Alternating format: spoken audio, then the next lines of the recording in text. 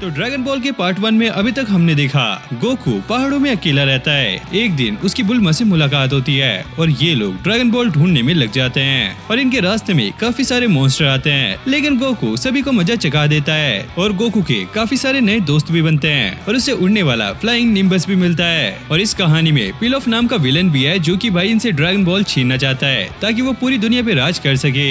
और ऐसे ही एक बंदा और है जिसका नाम है यामचा जो कि इनसे ड्रैगन बॉल छीन के एक लड़की के साथ डेट पे जाना चाहता है। और ऐसे ही आखिरी ड्रैगन बॉल ढूंढते हुए एक विलेज में जाते हैं जहाँ पे रैबिट मॉन्स्टर इन पे अटैक कर देता है, लेकिन यामचा और गोकू बुल्मा को बचा लेते हैं। और ड्रैगन बॉल के फर्स्ट पार्ट पे रिस्पॉन्स काफी ठीक ठाक आया था और काफी लोग इसका सेकंड पार्ट भी मांग रहे थे, इसलिए मैं ये आपके लिए बना रहा हूँ। और मैं चाहता हूँ कि मेरे चैनल की सारी ऑडियंस ड्रैगन बॉल सीरीज को भी देखे, क्योंकि जैसे मैंने सारी वीडियोस में बता दिया है कि बरूटो के अभी जितने भी पार्ट थे मैंने सारे ही कवर कर दिए हैं और जब भी उसके नेक्स्ट एपिसोड आएंगे मैं उन पे वीडियो बना दूंगा। तो इसलिए मेरी बात को समझो और इस सीरीज पे भी अच्छे से सपोर्ट दिखाओ। और इस वीडियो पे हम लाइक टारगेट रखते हैं 10K लाइक्स, तो जल्दी से लाइक टारगेट भी कंप्लीट करा देना। और अब देखते हैं आगे। इधर पिलॉफ माई पे काफी ज्यादा गुस्सा कर रहा था। हे तुम जल्दी से इस ड्रैगन बॉल रेडार को ठीक करो, नहीं तो मैं तुम्हें इन मगरमच्छ को खिला दूंगा। और माई कहती है किंग पिलॉफ आप इतनी टेंशन क्यों ले रहे हो, हम अपना काम कर रहे हैं, तब तक आप कुछ खा लीजिए। अब ये रेडार ठीक हो गई थी और इन्हें आसपास एक ड्रैगन बॉल का सिग्नल भी मिल रहा था। शू उसे ढूंढने के लिए जाता है और उसे एक ड्रैगन बॉल मिल भी जाती है। पिलॉफ उसकी एक रखता है। अभी झोपड़ी के ये तो हमारी ही ड्रैगन बॉल है। माई कहती है देखिए ये हमारा रोबोटिक क्रो है, ये अब जाके गोकू पे नजर रखेगा क्योंकि उसी के पास 6 की 6 ड्रैगन बॉल है और जैसे हमें मौका मिलेगा हम उनसे वो छीन लेंगे। अब माई शू को ऑर्डर देती है, हे डॉगी जल्दी से अपने रोबोटिक आर्मर को पहन के जाओ और उन लोगों पे अटैक कर दो। अब ऊलोंग यहाँ पे अपनी गाड़ी को रोक देता है और वो बुल्मा से कहता है हे तुम्हें अपनी विश बदलनी होगी क्योंकि हम सारे मिलकर ड्रैगन बॉल ढूंढ रहे हैं, तुम्हें अपनी विश को चेंज करना होगा, तुम्हें ऐसी विश मांगनी होगी जिसमें हम सबका फायदा हो। जिसके बाद ये दोनों फाइट करने लगते हैं। तभी दूर खड़ा हुआ शू इन लोगों पे अटैक कर देता है और बुल्मा के पास आकर उसका केस छीन लेता है जिसमें ड्रैगन बॉल्स थी और वो इन्हें लेकर यहाँ से निकल गया था। अब गोकू अपने फ्लाइंग निम्बस की मदद से उसका पीछा करने लगता है। वहीं शू बीच में अपने आर्मर को छोड़कर अपने प्लेन की मदद से यहाँ से निकल जाता है। गोकू को रास्ते में उसका आर्मर मिलता है। गोकू को लगता है कि एक इंसान है जिसने इनकी ड्रैगन बॉल छीनी है, तो गोकू इससे फाइट करने लगता है, लेकिन तभी अचानक ये रोबोट नीचे गिर जाता है और उसे ऐसा लगता है कि शायद ये मर चुका है और गोकू वापस बुल्मा के पास पहुँच जाता है। अब बुल्मा को जैसे ही पता लगता है कि गोकू को वो ड्रैगन बॉल नहीं मिली तो ये लोग काफी ज्यादा उदास हो जाते हैं और बुल्मा को काफी ज्यादा गुस्सा भी आ रहा था। गोकू कहता है हे तुम टेंशन मत लो, मेरे पास ग्रैंडपा अभी भी हैं। जैसे कि आप सभी को पता होगा वो 4 स्टार वाली ड्रैगन बॉल को अपने ग्रैंडपा बताता है। ये सुनकर बुल्मा काफी ज्यादा खुश होती है। गोकू ये तुमने काफी अच्छा किया, अब उनके पास 6 ड्रैगन बॉल है और वो इस आखिरी ड्रैगन बॉल के बिना अपनी विश नहीं मांग पाएंगे। अब ये सब देखकर यामचा डिसाइड करता है कि वो इनकी हेल्प करेगा।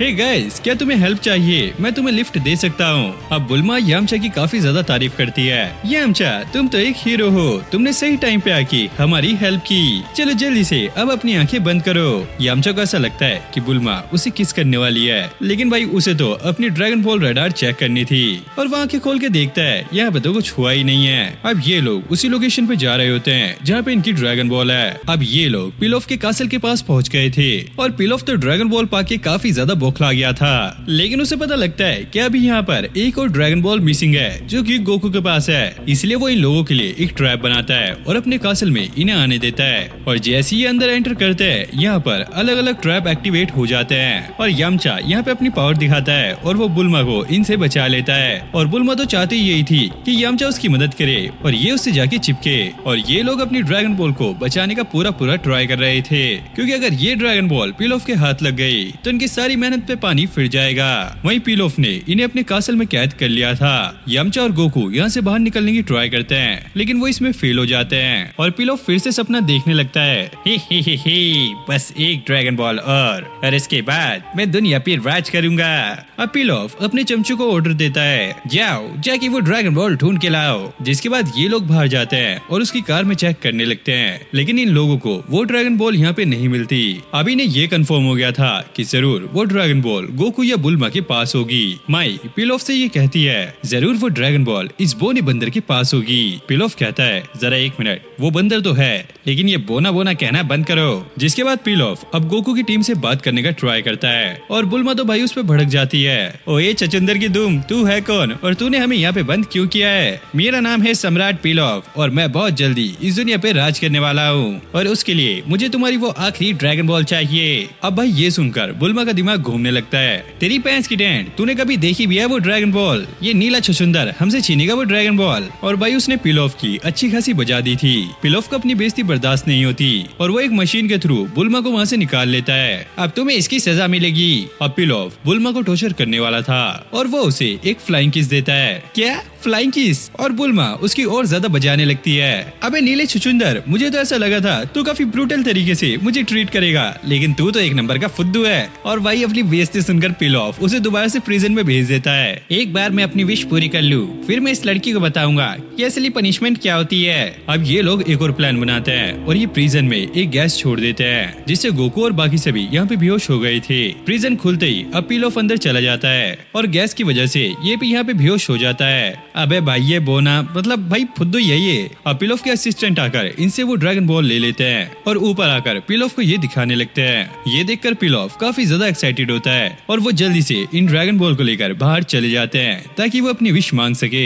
फिर हम प्रिजन का सीन देखते हैं। जब ये लोग उठते हैं तो ये काफी ज्यादा शौक थे क्योंकि पिलोफ इनकी आखिरी ड्रैगन बॉल भी ले गया है। लेकिन तभी ये नोटिस करते हैं कि प्रिजन अब खुल चुका है और जैसे ये लोग थोड़ी आगे जाते हैं इनका सामना होता है पिलोफ से और उनको वहाँ पर देखकर पिलोफ की काफी ज्यादा फट रही होती है। बुल्मा पूछती है ओए छछुंदर, क्या तूने अपनी विश मांग ली? और वो यहाँ पे मना करता है। गोकू अब उस पे चिल्लाने लगता है हे मेरे ग्रैंडपा को वापस कर दो वरना मैं तुम्हारी चटनी बना दूंगा। जिसके बाद भाई ये लोग वहाँ से दुम दबा के भागने लगते हैं। गोकू और बाकी सभी भी उनका पीछा कर रहे थे लेकिन पिलोफ किसी रास्ते से यहाँ से निकल जाता है। लेकिन इन लोगों के सामने काफी सारे रास्ते थे और इन्हें नहीं पता था कि पिलोफ किस रास्ते से गया है, इसलिए वो इससे दूर ही रहना डिसाइड करते हैं। अब पिलोफ अपने साथियों के साथ कंट्रोल रूम में आ गया था और वो इन पे नजर रख रहा था लेकिन उसे एक बात समझ नहीं आती कि ये लोग बाहर आए कैसे और उसके असिस्टेंट यहाँ पे बहाना बनाने लगते हैं। माई शू को कहती है इसने गेट बंद नहीं किया था। वही शू ये कहता है मुझे ऐसा लगा था कि तुम वहाँ से लेट आई हो तो शायद तुम ही उसको बंद करोगी। अब पिलोफ फिर से उन्हें प्रिजन में ले जाने का डिसाइड करता है और वो इनके साथ यहाँ पे एक गेम खेल रहा था पिन बॉल जैसी और एक बड़ी सी बॉल इन लोगों के पीछे भाग रही थी जिससे भाई गोकू भी बच नहीं पाता, ये उसे भी कुचल देती है। वही पिलोफ मस्ती से इस गेम को कंट्रोल कर रहा था, वो भी पियानो बजा के, और ये लोग अलग अलग रूम से होते हुए इस बॉल से बचते हुए भाग रहे थे। अब ये लोग एक एंड में आके फंस गए थे।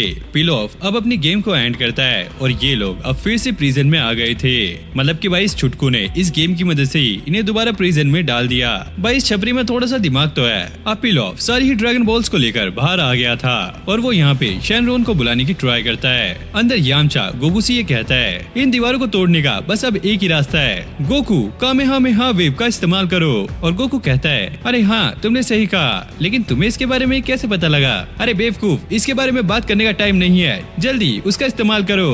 और गोकू जैसे ही कामेहामेहा वेव का इस्तेमाल करता है यहाँ पे एक छोटा सा होल बन जाता है। यामचा पुआर को कहता है जाओ तुम बाहर जाओ और उन्हें डिस्ट्रैक्ट करो। जिसके बाद पुआर और ऊलोंग दोनों ही उन्हें डिस्ट्रैक्ट करने के लिए चले गए थे, लेकिन अब काफी ज्यादा देर हो चुकी थी क्योंकि सैनरोन अब जाग चुका था। सारी तरफ काफी ज्यादा अंधेरा था और आसमान में तेज तेज बिजलियां कड़क रही थी।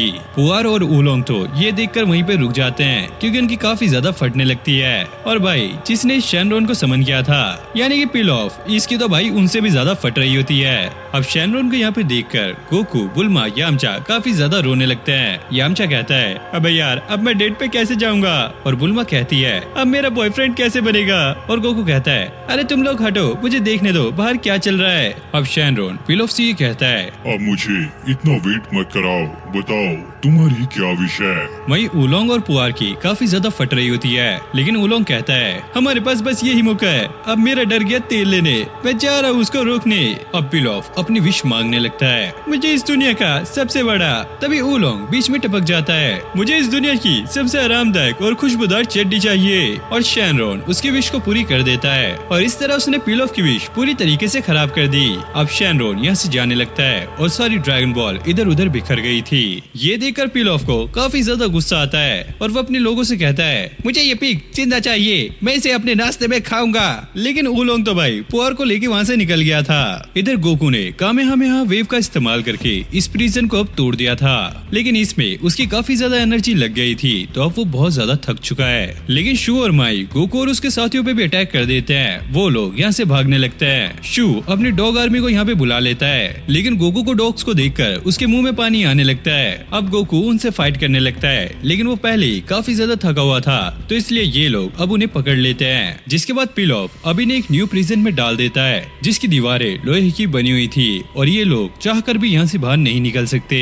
गोकू, बुल्मा और यामचा काफी ज्यादा उदास होते हैं। कितनी आगे आने के बाद भी वो लोग अभी यहीं पे फंसे हुए हैं। गोकू कहता है, हम ऊपर से निकल सकते हैं, देखो ऊपर रास्ता है। और बुल्मा कहती है, अरे बेवकूफ, ऊपर रास्ता नहीं बल्कि एक शीशा है। और गोकू उस पे कहता है, ये तो काफी अच्छा हुआ, मैं इसे आसानी से तोड़ दूंगा। और जैसी भाई वो उस पे अपना सर मारता है, उसका सर ही फूट जाता है। फिर हम पिलॉफ को देखते हैं, जिसके शैतानी दिमाग में अब कुछ चल रहा होता है। इन लोगों ने मेरे प्लान को तो फेल कर दिया, लेकिन अब मैं इनको नहीं छोड़ने वाला।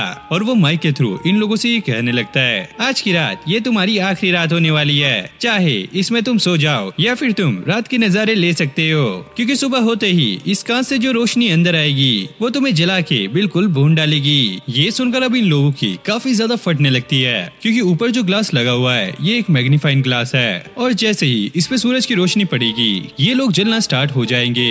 अब गोकू और यामचा अपनी पूरी पावर से इस दीवार को तोड़ने की कोशिश करते हैं, लेकिन वो इसमें नाकामयाब रहते हैं और थक हार के अब ये लोग सोने लगते हैं। अब गोकू जैसे ही सोकर उठता है वो देखता है पुआर आसमान को देख रही है और वो ये बताती है, देखो आज फुल मून है और ये काफी ज्यादा अच्छा लग रहा है। और गोकू ये बताने लगता है, हे तुम्हें पता है जब भी फुल मून निकलता है उस दिन एक मॉन्स्टर आता है जो कि काफी ज्यादा खतरनाक है। ये बात सुनकर यामचा और बुल्मा अब उसे डांटने लगते हैं, अरे वैसे भी हम सुबह मरने वाले हैं, तो ये बेकार की बातें मत करो। गोकू कहता है, ये बेकार की बातें नहीं है, उसी मॉन्स्टर ने मेरे ग्रैंडपा को भी मारा था। ये सुनकर यामचा काफी ज्यादा हैरान होता है कि एक मॉन्स्टर के हाथों मास्टर गोहान मारे गए। ओलोंग पूछता है, क्या तुम्हें पता है कि उस टाइम तुम कहाँ पर थे? गोकू कहता है, हाँ मैं उस टाइम सो रहा था। जिस पे ओलोंग ये कहता है, लेकिन ये कैसे हो सकता है कि एक मॉन्स्टर ने तुम्हारे घर पे अटैक किया और तुम आराम से सो रहे थे और तुम्हें इसके बारे में पता भी नहीं लगा? और गोकू कहता है, मुझे इसके बारे में नहीं पता, लेकिन मेरे ग्रैंडपा ने मुझे फुल मून देखने से मना किया था। और ये लोग उससे पूछते हैं, तो इसका मतलब ये है कि आज तक तुमने फुल मून कभी देखा ही नहीं है?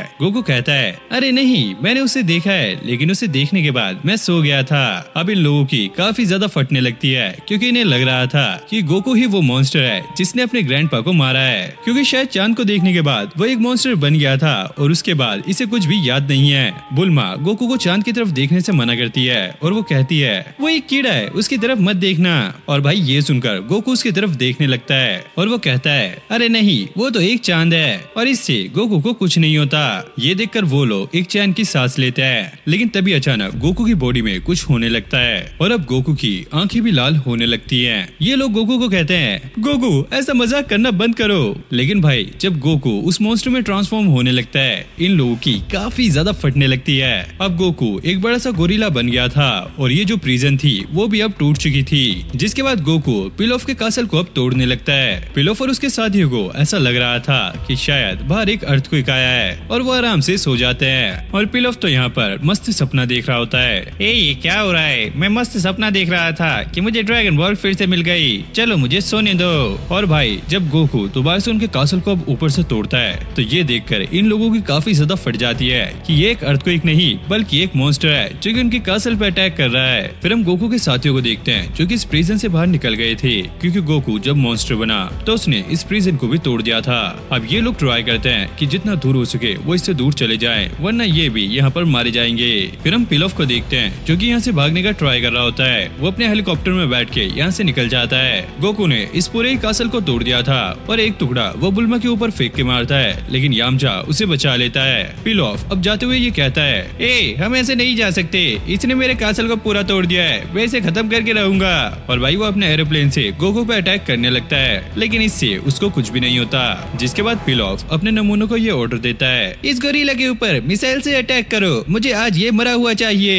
और जब ये लोग उसके ऊपर अटैक करते हैं तो वो मिसाइल जाकर गोकू के मुंह में ब्लास्ट होती है और डिसबैलेंस होने की वजह से वो नीचे गिर जाता है। अब पिलॉफ आकर उसके ऊपर उछलने लगता है, इस गोरिल्ला ने मेरे सारे कासल को खराब कर दिया, इसे बनाने में मेरे काफी सारे साल लगे थे। अब भाई ये चुचुंदर मस्त उस पर कूद रहा होता है। वहीं माई और शू ये नोटिस करते हैं कि गोकू अभी भी जिंदा है। जिसके बाद ये लोग यहाँ से भागने लगते हैं। गोकू भी अब खड़ा हो गया था। वो एक पत्थर का बड़ा सा पीस उठाकर उनकी तरफ फेंकता है, जिससे इनका प्लेन क्रैश हो जाता है। लेकिन इन लोगों की किस्मत अच्छी थी, ये उससे बच जाते हैं। अब यामचा और बाकी सब बुल्मा को उस मलबे से निकालने की ट्राई कर रहे होते हैं, लेकिन तभी गोकू भागता हुआ उनकी तरफ आ जाता है और अब वो बुल्मा को उठाकर उसे खाने लगता है। पुआर यामचा को एक आइडिया देती है, अगर हम गोकू की टेल काट दें तो शायद वो फिर से नॉर्मल हो जाएगा।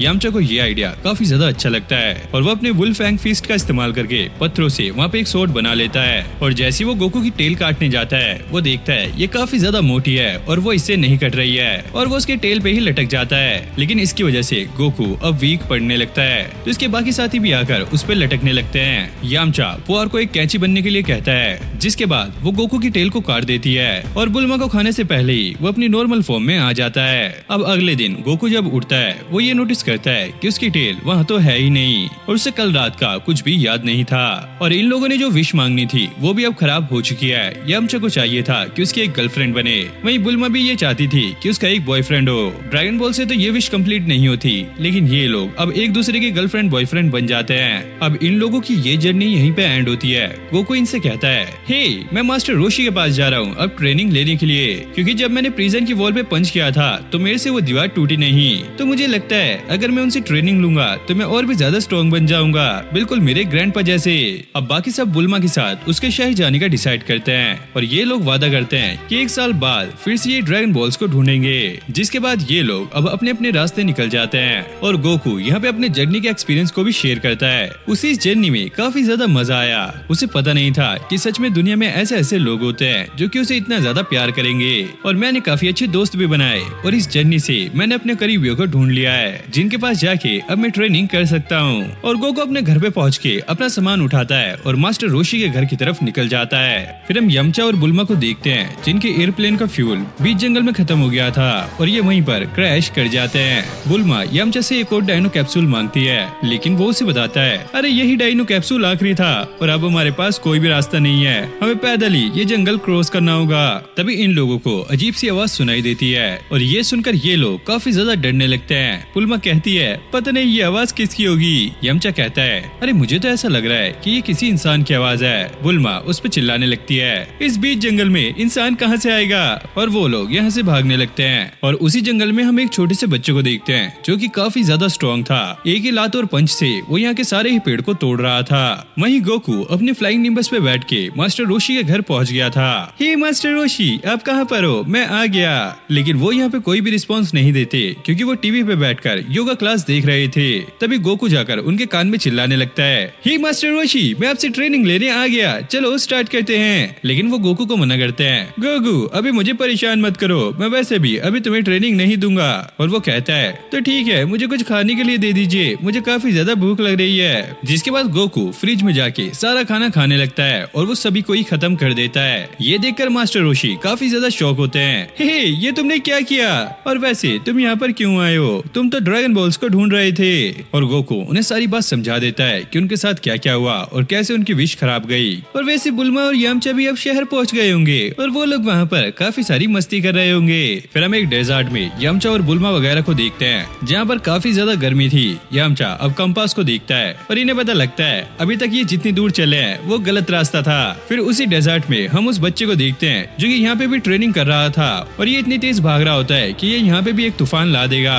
अब मास्टर रोशी गोकू को ये समझाने लगते हैं, देखो बच्चे, ये मार्शल आर्ट इतना भी आसान नहीं होता, इसके लिए तुम्हें काफी ज्यादा मेहनत करनी होगी। और गोकू कहता है, हाँ इसलिए मैं ये सीखना चाहता हूँ ताकि मैं आपसे भी ज्यादा ताकतवर बन सकूँ। मास्टर रोशी कहते हैं, गोकू वैसे तुम्हें तमीज सीखनी चाहिए, वैसे अगर तुम्हें मुझसे ट्रेनिंग लेनी है तो उसके लिए पहले तुम्हें मेरे लिए एक लड़की लानी होगी जो कि मेरे साथ डेट पे जा सके। और गोकू इस पे मान जाता है और वो एक लड़की लेने के लिए यहाँ से निकल जाता है। वही मास्टर रोशी काफी ज्यादा खुश होते हैं। भाई वो कपड़े कुपड़े पहनकर बिल्कुल तैयार होते हैं। जैसी लड़की आएगी ये उसके साथ डेट पे चले जाएंगे। लेकिन जब गोकू लड़की को लेकर आता है इनकी धड़कनें यहीं पे रुक जाती हैं और सांस भी आना बंद हो जाती है, क्योंकि ये लड़की डेट पे जाने लायक नहीं थी, बल्कि इसे तो बॉर्डर पे भेजना चाहिए। ये तो एक टैंक का काम करेगी। अब भाई मास्टर रोशी दोबारा से गोकू को समझाने लगते हैं और वो यहाँ पर उसे कुछ लड़कियों की फोटो भी दिखाते हैं कि उन्हें कैसी लड़की चाहिए। जिसके बाद गोकू अब दोबारा से लड़की लेने के लिए चला गया था। ये बुड्ढा ना काफी बड़ा ठरकी है, मतलब ये बच्चों से लड़कियां मंगा रहा है, वो भी डेट पे जाने के लिए। अपनी उम्र तो देख भाई। अब गोकू दोबारा से नई लड़की को ले आया था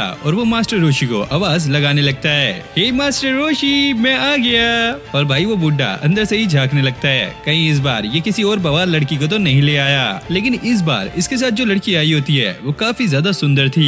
मास्टर रोशी गोकू से पूछते हैं, हे बच्चे जाके उससे पूछो क्या ये मेरे साथ डेट पे चलेगी। और गोकू आकर उन्हें ये बताता है, दरअसल मास्टर रोशी वो डेट पे जाने से मना कर रही है, लेकिन वो आपके साथ स्विमिंग पे जा सकती है। भाई ये सुनकर बुड्ढे की नाक से खून आने लगता है। अबे सोने पे सुहागा हो गया ये तो। और बुड्ढा इस पे मान जाता है, ठीक है मैं तुम्हारे साथ स्विमिंग ही कर लूंगा, लेकिन इससे पहले मुझे तुम्हारे पैर देखने हैं। और वो लड़की कहती है, लेकिन मेरे तो पैर ही नहीं है, क्योंकि ये लड़की एक मरमेड थी। और बुड्ढे का दिमाग यहीं पे सठिया जाता है। लेकिन फिर बुड्ढा ये सोचता है, ही तो ये एक लड़की ही, क्यों ना मैं इसके साथ ही मजे करूं। और वो उस लड़की से कहता है, देखो तुम एक मरमेड हो और मैं एक टर्टल हूँ, तो क्यों ना हमें एक दूसरे के बारे में जानना चाहिए। और इस मरमेड को ये पता लग गया था कि ये बुड्ढा भाई ठरकी है और वो इसके एक टपली मार के यहाँ से निकल जाती है। अब भाई गोकू भी कंफ्यूज था, आखिरकार मास्टर रोशी को चाहिए क्या। तभी हम उस टकले बच्चे को समुद्र में देखते हैं जो कि कामे हाउस के पास ही आ रहा था और ये घर के पास पहुंचने से पहले वहाँ से एक जंप कर देता है और हवा में ही बैलेंस खोने की वजह से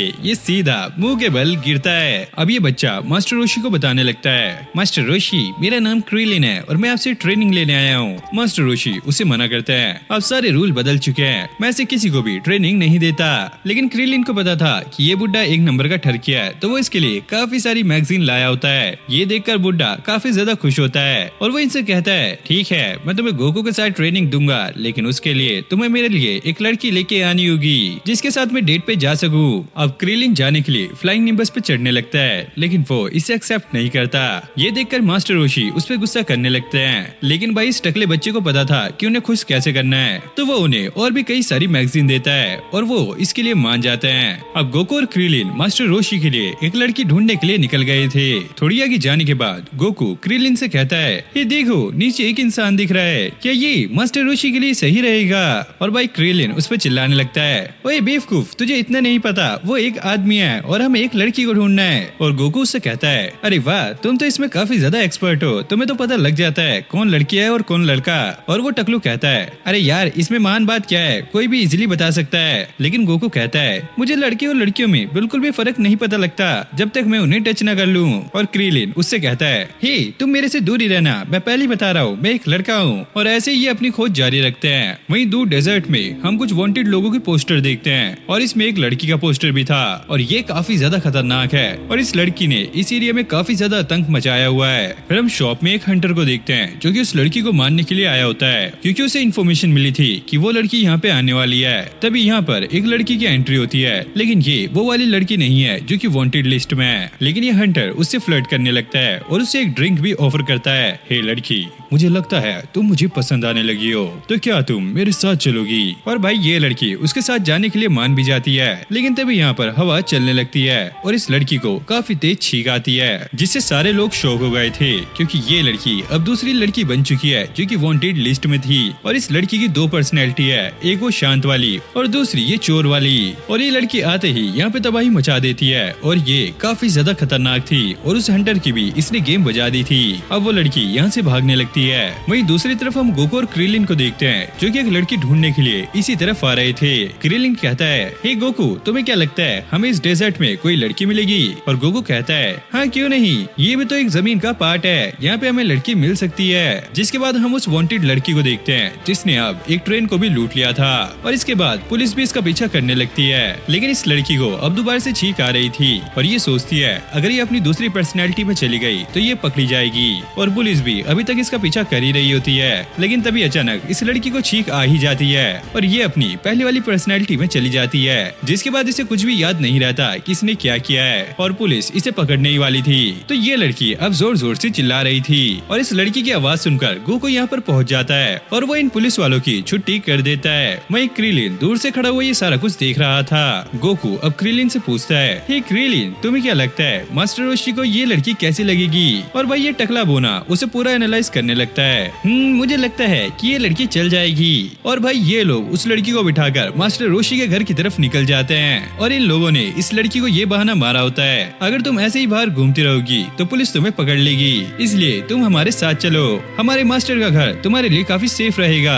अबे ये बच्चे हैं या दलाल है। अब घर पहुंचकर गोकू मास्टर रोशी का आवाज लगाने लगता है, हे मास्टर रोशी, देखो हम आपके लिए क्या लेके आए हैं। लेकिन भाई इतनी आवाज मारने के बाद भी मास्टर रोशी घर से बाहर नहीं निकलते। तो गोकू अंदर जाके चेक करता है, मास्टर रोशी वॉशरूम में होते हैं। अरे मास्टर रोशी, जल्दी बाहर आइए, हम आपके लिए एक लड़की लेकर आए हैं, अगर आप जल्दी बाहर नहीं आए तो वो भी यहाँ से भाग जाएगी। और भाई ये ठरकी बुड्ढा इतना सुनते ही जल्दी से बाहर आ जाता है और ये ठरकी बुड्ढा बाहर जाने से पहले खिड़की से ही उस लड़की को देखने लगता है और ये लड़की उसे बिल्कुल पटाखा लगती है। वाह गोकू, तुमने तो बिल्कुल मौज काट दी। ये लड़की मास्टर रोशी से ये कहती है, शायद आप यहाँ पे अकेले रहते हो अपने पोतों के साथ, इसलिए आपको एक मेड चाहिए। और वो कहता है, अरे नहीं नहीं, ऐसा कुछ नहीं है, ये तो मेरे छोटे भाई है और मैं इनको ट्रेनिंग देता हूँ। अब इस बुड्ढे से बिल्कुल भी रहा नहीं जाता और वो इनसे कहता है, चलो हम सारे ट्रेनिंग करेंगे। और इसने इन सभी के लिए ड्रेस बनाई होती है। तभी अचानक यहाँ पे तेज हवा चलती है और ये लड़की चीख मारते ही अपनी दूसरी पर्सनैलिटी में आ गई थी। अब इस लड़की को काफी ज्यादा गुस्सा आ रहा होता है, ये बेकार सी ड्रेस मुझे किसने पहनाई? और वो इन लोगों पर फायरिंग करना स्टार्ट कर देती है और इन लोगों की सिट्टी पिट्टी गुल हो गई थी। और मास्टर रोशी भी शौक में थे कि ये बच्चे इस अफलातून को कहां से लाए।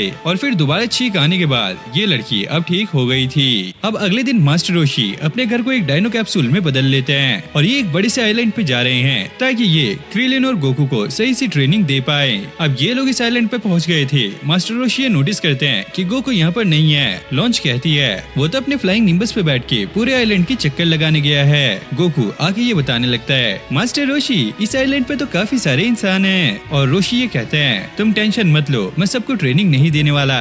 जिसके बाद लॉन्च अब इनके लिए खाना बनाने के लिए चली गई थी। वहीं मास्टर रोशी अब इन बच्चों की स्ट्रेंथ चेक करना चाहते हैं कि इनके अंदर कितनी पावर है, तो वो इनसे 100 मीटर की रेस कराते हैं। क्रिलिन इस रेस को 10 सेकंड में कंप्लीट कर देता है। जब गोकू की बारी आती है वो इसे कंप्लीट करने में 13 सेकंड लगाता है। लेकिन गोकू इस चीज से खुश नहीं था क्योंकि उसके जूते फटे हुए थे और वो ठीक से भाग नहीं पाया। मास्टर रोशी अब उसे एक और मौका देते हैं और इस बार क्रिलिन ने उसे अपने जूते दे दिए थे। और गोकू जब दौड़ लगाता है तो इस बार वो 8 सेकंड में ही इसे कंप्लीट कर देता है। और गोकू की इतनी स्पीड देखकर ये काफी ज्यादा शॉक होते हैं। अब मास्टर रोशी उन्हें ये कहते हैं, तुम लोग एक बात ध्यान रखना, एक मार्शल आर्टिस्ट एक नॉर्मल इंसान से काफी ज्यादा तेज होता है और जब वो दौड़ लगाते हैं तो वो 100 मीटर की दौड़ को 6 सेकंड में कंप्लीट कर लेते हैं। अब शाम हो गई थी। मास्टर रोशी उन लोगों को समझाते हैं, एक मार्शल आर्टिस्ट आम लोगों से सिर्फ तेज ही नहीं होता, उसकी सोच भी काफी ज्यादा तेज होती है। और इसलिए मैं तुम्हारा एक और टेस्ट लेने वाला हूँ। और एक पत्थर पे अपना साइन करके वो जंगल के बीच में फेंक देते हैं। जो भी इस पत्थर को ढूंढ के लाएगा आज शाम वो खाना खा सकता है, वरना तुम्हें भूखा रहना पड़ेगा।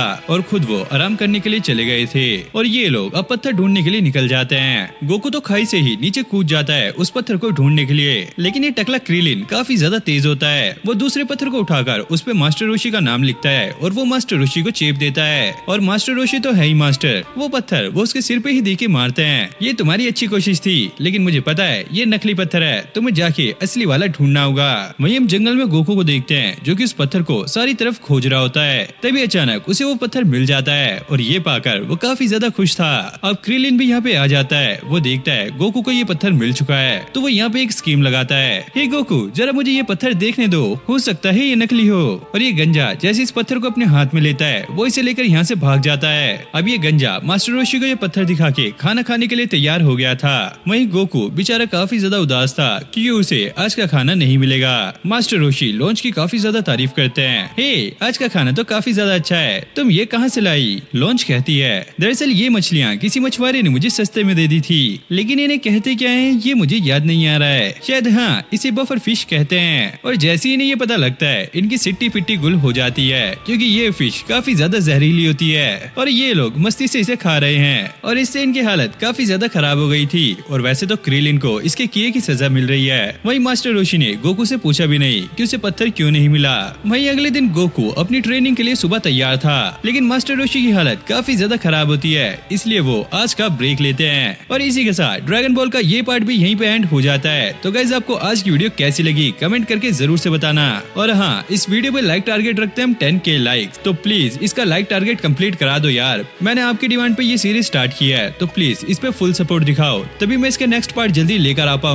और अगर आपने इसका फर्स्ट पार्ट नहीं देखा तो जाके चेकआउट कर सकते हो, वो पार्ट आपको मेरे चैनल पे मिल जाएगा, साथ ही उसका लिंक मैं डिस्क्रिप्शन में दे दूंगा। बाकी हाँ, अगर आप मेरे चैनल पे नहीं हो तो प्लीज चैनल को सब्सक्राइब कर लो ऐसी अमेजिंग वीडियोस के लिए, क्योंकि इन वीडियोस को बनाने में काफी ज्यादा मेहनत लगती है। बाकी मैं मिलता हूँ नेक्स्ट वीडियो में, तब तक के लिए okay, take care, bye bye.